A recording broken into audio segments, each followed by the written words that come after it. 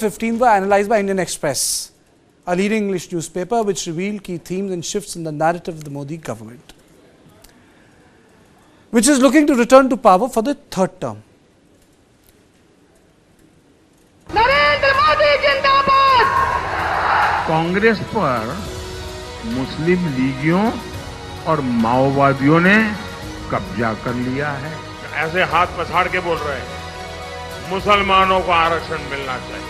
कांग्रेस ने अपना जो घोषणा पत्र निकाला है उसमें भी मुस्लिम लीग की भाषा लिखी गई है। धर्म के आधार पर इन्होंने देश को बांटा। धर्म के आधार पर भांति भांति के बंटवारे करने में लगे हुए। मोदी है तो वो लिख के रखें, उनके लिए नामुमकिन है। Prime Minister Modi's initial speeches centered around criticizing the Congress and the Gandhi family's hegemony, while promoting the themes of development, which is Vikas, global leadership, which is Vishwa, and a vision for a prosperous India by 2047, which is Viksit Bharat. However, there was a gear shift in Prime Minister's speeches after the release of Congress manifesto. Prime Minister's rhetoric post April 5th shifted focus to Hindu-Muslim issues and concerns about wealth, redistribution and religion-based reservation that could negatively impact STs, SCs and OBCs. So let's take a look at the data to understand the rhetorical shift. So if you look at this data, from April 17 to April 5th, Congress number of speeches 10, corruption 10, development 10 and welfare scheme 10. From March 17 to April 5th, poor women 9 speeches, Vishwa 8, other opposition 8 and Modi's guarantee 7. March 17, he also referred to Ram Temple and 400, 400 par, 6 and 8. So, I am giving you an anatomy of what has happened. So, let's listen into PM Modi's speech from an election rally. ये INDI alliance वाले घोर communal है, 100% सांप्रदायिक है। दूसरा, ये INDI alliance वाले घोर जातिवादी है, 100% जातिवादी है। और तीसरा, ये इंडी अलायंस वाले घोर परिवारवादी है, 100% परिवारवादी। अपने बेटे बेटी के सिवा कुछ करना ही नहीं। ये वो लोग हैं जिनकी सरकारों में देश सांप्रदायिकता की आग में जले। ये वो लोग हैं जिन्होंने सालों तक देश को जातिवाद में बांटकर पिछड़ों का हक मारा है। So now let me take you through the data of April 6 to April 20th. 34 speeches, Congress 32, development 32, schemes 31 and then 28. This is 6 April to April 20th, Modi's guarantee 28, corruption 27, Ram Temple 26. Ram Temple has gone up and Muslim League manifesto makes an appearance. Opposition is anti-Hindu 17 times, Vishwa 19 times and opposition in reference to their performance 400 par 13 times. But now everything shifts. Congress 23, Hindu Muslim 60, scheme 60, development 60. Other opposition 57, ST, SC welfare 54, corruption 50, poor 49. Suddenly Ram Temple also goes up 43, 416, infiltrators 12, Mangal Sutra 23.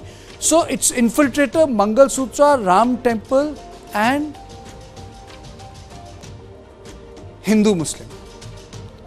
So this is the change which is reflected between April 21st to May 15th. So the question is, was Prime Minister Narendra Modi and BJP unsuccessful in controlling the narrative of the election in first phase? With each passing phase was the BJP just reacting to the agenda set by the opposition rather than setting the narrative themselves, something which BJP has really excelled at? 400 power was mentioned heavily in the initial speeches but gradually declined as election progressed. Did BJP realize that this has backfired? Does this hint at BJP not confident of crossing the 400? It has happened. Amit Shah long time had said 15-16 lakh ka मामला जुमला था. Did the mission 400 backfire? Hindu-Muslim became a core issue in later speeches but it didn't feature in PM's earlier speeches. Why? However, it is important to note that some thematic continuity remains, with Ram Temple, development and slamming of the Congress party finding consistent mentions. On this issue, I am joined by Ajit Keja, senior journalist, Chandra Nagarajan, political analyst, and Brijesh continues to be with me. Brijesh, let's frame it.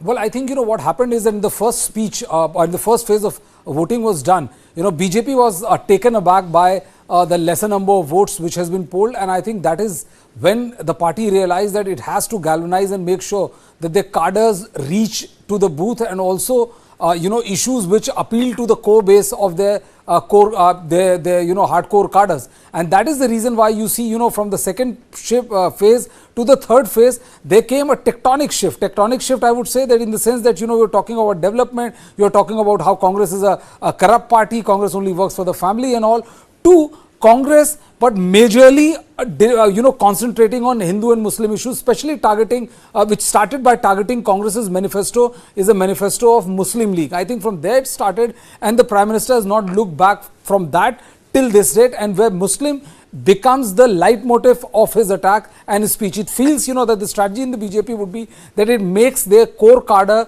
feel galvanized, and it makes their core cadre, more responsive to going out and vote. And that is the reason why, the BJP had made this shift from, from a completely dominated to either Congress or development or, Ram Temple, and how BJP has worked for Sabka Saath, Sabka Vikas, to a speech which is now dominated by either giving reservation to the Muslims and all. The second thing which prompted this shift was that the Congress party and others were kind of giving BJP jittery movements when it came to reservations and how jiski jitte hissedari uski utni bhagedari. I think that gave jitters to the BJP, which then started to change it around by saying that they are planning to give reservation to Muslims at the cost of SC, ST and OBC. Okay, Bhanu, to you. Do you think that this also happened in response to elections taking place on regional, local,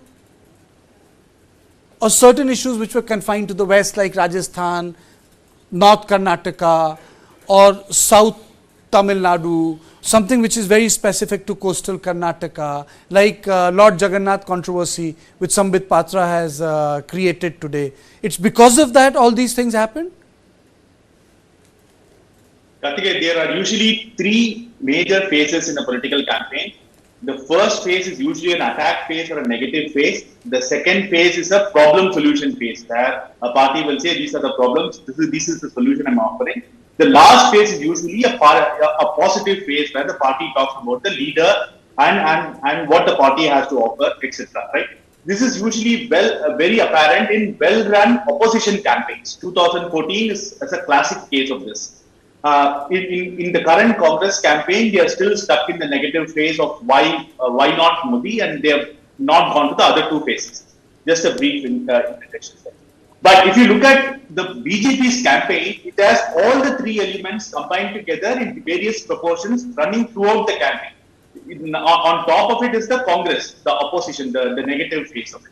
Then the second phase is the problem solution phase, which is basically the schemes that the party has done over the last 10 years. The last one is the positive phase, which is Viksit Bharat, how we have to become the third largest economy, so on and so forth. So there's a bit of mixing and matching done by the Prime Minister. He's doing so for multiple reasons. One is what you had mentioned in your initial remarks on various phases going through, passing through various regions, etc., etc. The other one is perhaps because of the long election campaign, and also the third one is because the voting percentage got reduced and the Prime Minister wanted to evoke some emotional issues to fire up the cadre. So all of this is in play together, and Prime Minister is a master politician, right? And he's also running for the third time office. So we should remember all of this, but he's still following the playbook in one way or the other. Okay, so you are saying it's a playbook act. Ajit, do you agree? See, I feel that if you do, let's say, a morphology of the BJP support base, there are, I mean, one can make lots of points, but basically there are four kinds of voters that vote for the BJP. One, which votes on the Hindutva plan, right? The Ram Mandir, etc., etc. The other is the nationalism, the hyper-nationalism, which includes from G20 to India's sort of, name in the world, etc., etc. Third are the poor people, the labhyarthi, those who basically vote for all kinds of welfare schemes. And finally, the floating voters. We have seen this in 2014, 2019 as well. Now, the second point is, since elections is a war cry, what happens is it's a strategic game. You respond to what the rival is doing. So initially, everything begins with labhyarthi development, etc., etc. And then immediately, as the Congress raises issues of caste, for example, class warfare in a way through the redistribution of wealth, then the Prime Minister changes his tack. What is interesting is both of these changes of tack happened in Rajasthan. On April 5, as you pointed out, and April 21 in Ajmer and Banswara.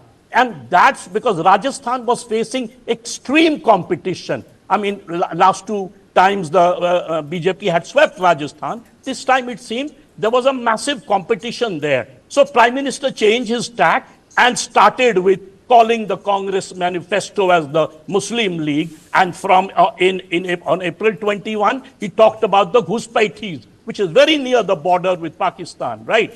So it's basically a strategic response to Rahul Gandhi's war cry of mandal, of reservation, of class redistribution. And that's where the Prime Minister is responding, changing his tack, a positive development-based campaign in the beginning, switched to hardcore negative campaign Ajit, I thought, to raise the turnout. Okay, Ajit, I thought that the Prime Minister has been very successful in delinking the love for your own country from Hindu-Muslim hyphenation. 2014 and 2019, he became the sole proprietor of nationalism, which Indira Gandhi was. And it included everyone. I thought that has happened. So it is for a reason when he started saying Hindu-Muslim, I found it very surprising. So are you saying that has not happened? The sort of completely owning the nationalist discourse. Well, let me put it this way. You see, there is a certain section of the BJP hardcore voters who, according to one of the senior leaders, let me actually name him, I did an interview some time back, Ajit Doval, he pointed out that they never voted for even Vajpayee. These are the hardcore, the Bajrang Dal type voters who ran behind, during the Ram Mandir agitation, mainly coming from the OBCs and the so-called MBCs, right?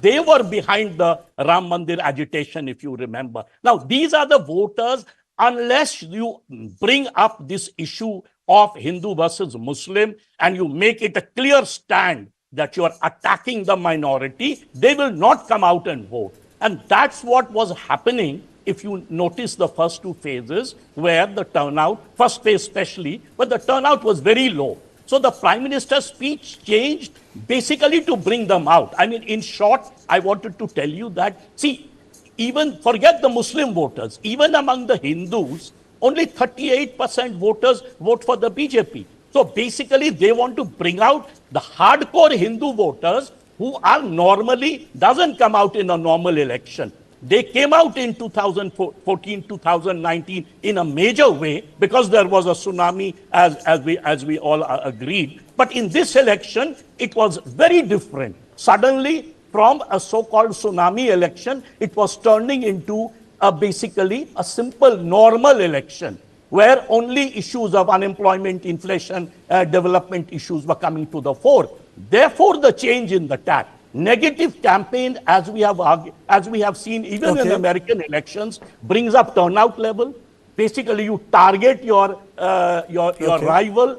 Sometimes it pays off, sometimes it doesn't. Sometimes it can backfire. So, for example, when Prime Minister raised that Adani Ambani, I think he was there overstepping his boundaries and probably doing a self-goal. But on other issues, he knew exactly the voter he was targeting, and therefore when you see the later turnout numbers in the last 3 phases, they are almost as equal Okay, to... but these things doesn't matter in politics, but then, I'm not in politics and I ask this question, Bhanu, doesn't it belittle the slogans like Sabka Saath, Sabka Vikas? When you say something like this, it has to mean something. It is credit to the Prime Minister's political acumen that he still runs as a challenger. Okay, he's running for the 3rd time, but he still runs as a challenger, positing the Congress as the. I think that's a good way of putting it. That's a good way of putting it. Right? Challenger is still not into the mode that he's still. But this doesn't answer your question, Yeah, I'm coming to that. Okay. I'll come to you, Ajit. I'll come to you. Bhanu, please. So it is because the dynasts Rahul Gandhi and Priyanka Gandhi are out there, and people are still able to relate to it, and also because of oratorical skills, etc., that he is able to remind them of the bad old days. But coming to what you said, asked Karthikeya, the point is I still feel that he is targeting the Congress's point of view, right? He's doing anti-Congress politics. He's not doing Hindu-Muslim politics. So I think nothing energizes a BJP Karyakarta more than the fact that the Congress is a pseudo-secular party and it has to be defeated. Nothing energizes a BJP Karyakarta, and that is where I think the crux of the campaign is. One last point is, we saw the numbers on the screen, but it doesn't give a qualitative view of a speech. For example, like the Prime Minister today, he spoke about Sampradaya, Parivarvad, etc., right?